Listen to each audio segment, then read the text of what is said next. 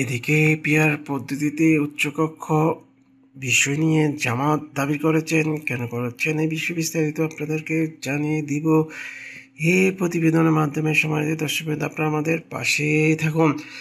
নির্বাচিত সংসদ সদস্য প্রথম অধিবেশন শুরু 270 দিনের মধ্যে জুলাই সনদ অনুসারে সংবিধান সংশোধন করবেন। এই সময়ের মধ্যে তারা সংবিধান সংশোধনে ব্যর্থ হলে স্বয়ংক্রিয়ভাবে জুলাই সনদ প্রস্তাবগুলো সংবিধানে অন্তর্ভুক্ত হবে। এরপর 45-এর মধ্যে পিআর আনুপাতিক প্রতিনিধিত্ব পদ্ধতি সংসদের উচ্চকক্ষ গঠিত হবে। সরকারের গঠনের পর থেকে পিআর পদ্ধতি বাস্তবায়নের সময় লাগবে 315 দিন। জুলাই সনদ বাস্তবায়নে এমন সুপারিশ করে জাতীয় ঐকমত্য কমিশন। এক্ষেত্রে কোনো দলের নোট অফ ডিমেন্ড আমলে নেওয়া হয়নি। মঙ্গলবার এই সুপারিশ অন্তর্বর্তী সরকার প্রধান উপদেষ্টা ডক্টর ইউনূসের কাছে জমা দেওয়া হয়েছে। সুপারিশে আরও বলা হয়, সংশোধনের বাস্তবায়নে জুলাইয়ের যে গণঅভ্যুত্থান ভিত্তিতে ধরে সরকার একটি আদেশ জারি করবে।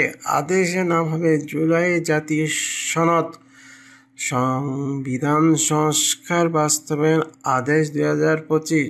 সনদের চূড়ান্ত আইনি ভিত্তি দিতে হবে গণভোট। তবে গণভোটের সময় অধিকার সরকার নির্ধারণ করবে।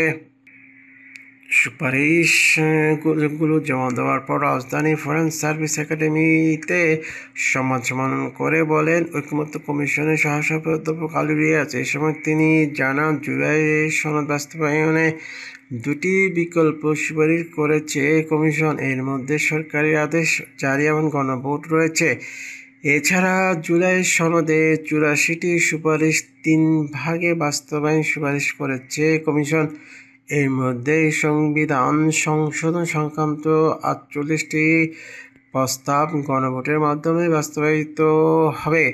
এছাড়াও পরিবর্তিত সংসদ 2টি বিষয়ে দায়িত্ব পালন করবে। প্রথম, সংবিধান সংস্কার পরিষদ। দ্বিতীয়, নিয়মিত আইনগত যে ব্যাপারগুলো রয়েছে সেটি সংশোধন করা। প্রধান উপদেষ্টার প্রেস সেক্রেটারি শফিকুল আলমের কমিশনের সদস্য সংবাদ সম্মেলনে উপস্থিত ছিলেন। এদিকে সুপারিশে ক্ষুব্ধ বিএনপি দলটি বলেছে, সুপারিশ এমন অনেক বিষয় রয়েছে যা আলোচনা টেবিলে ছিল না। অন্যদিকে জামাত ইসলামী নভেম্বরের মধ্যে গণভোট চায়।